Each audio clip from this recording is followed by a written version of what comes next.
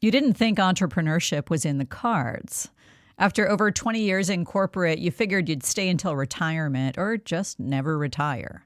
Then the layoffs started. Maybe you got caught, spent 8 months sending hundreds of resumes into the void, and realized the ageist job market isn't going to let you back in. Many people in midlife lurch toward entrepreneurship, feeling forced, unprepared, and intimidated. Most successful solos didn't wake up one day with confidence. They learned as they went. Over the next 3 episodes, we'll take a clear look at entrepreneurship. Today, we'll unlock resistance. Next time, you'll learn how to identify your archetype so you can figure out which path fits best. Then, based on that, I'll share ideas for taking action. First, let's look at resistance itself. This is Burn the Map. If you've spent decades in corporate and you're ready to build something of your own, this is for you. I'm Shelley McIntyre, and I help people make this transition. Let's go.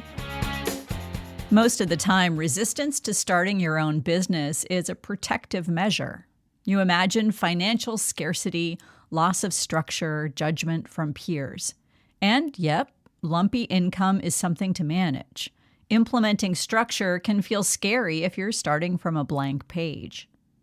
What I find is that people fear these things in the abstract. But when you have a concrete idea, the calculation starts looking different.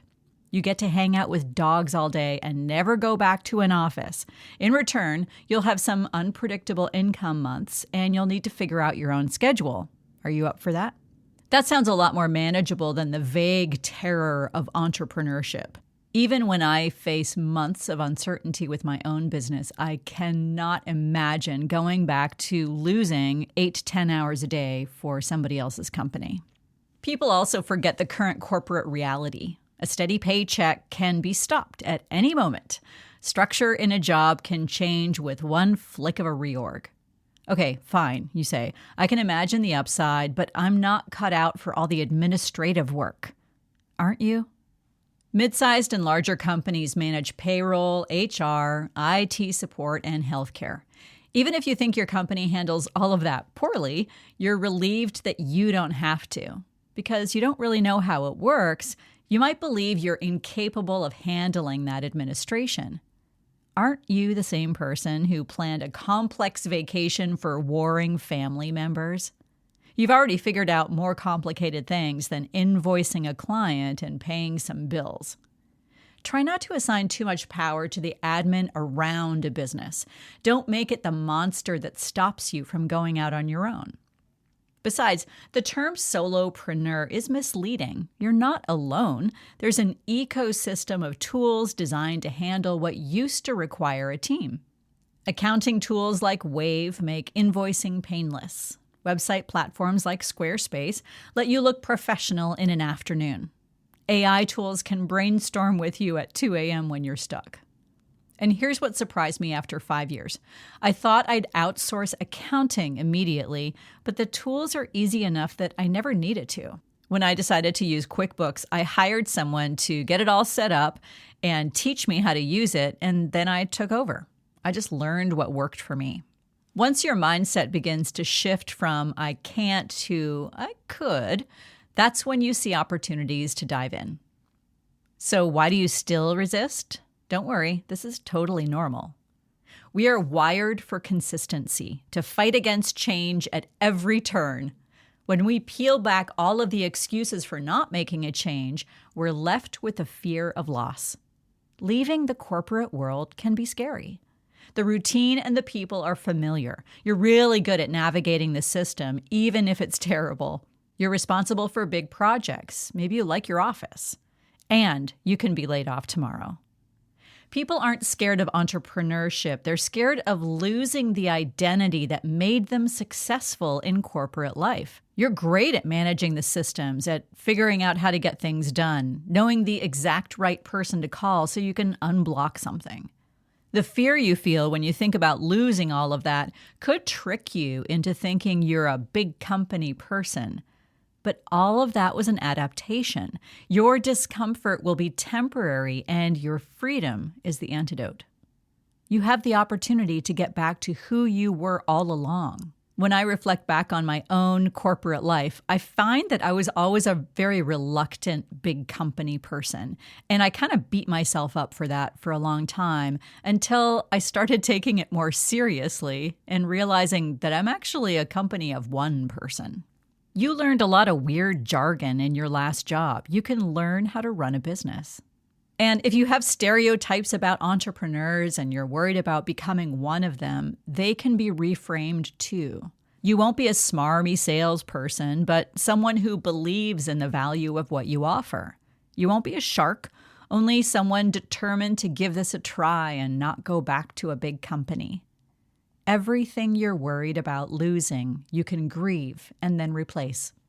And even better news, you're not the first person to become an entrepreneur. An entire industry is waiting to support you through this transition. Community is critical. You need people who get it, who won't look at you like you're crazy when you talk about your idea. A couple ideas on where to find them.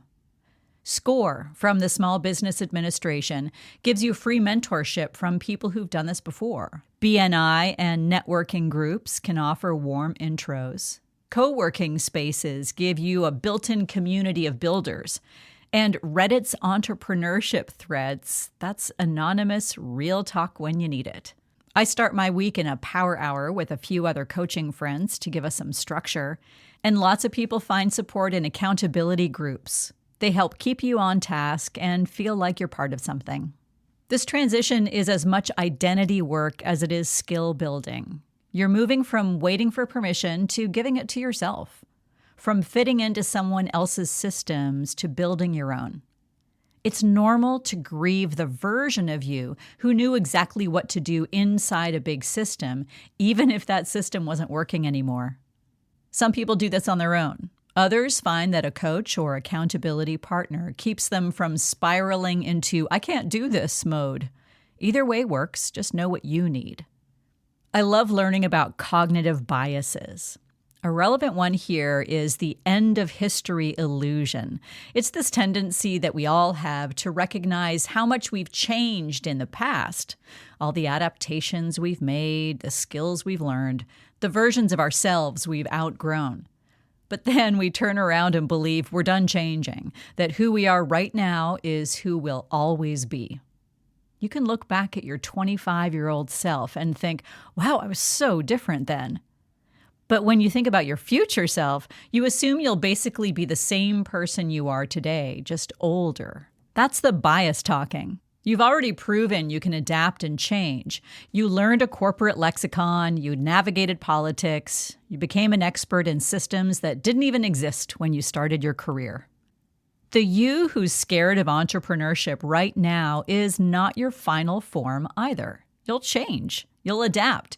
Just like you became someone who knew how to navigate corporate, you'll become someone who knows how to run a business. The first step is to give yourself permission to start. Tune in next time and we'll dig into figuring out what kind of entrepreneur you are. Until then, burn the map. Build what fits. Thanks for listening to Burn the Map. You already have what you need to build something that feels like yours. For more, visit burnthemapcoaching.com. And if this resonated, send it to someone who needs to hear it.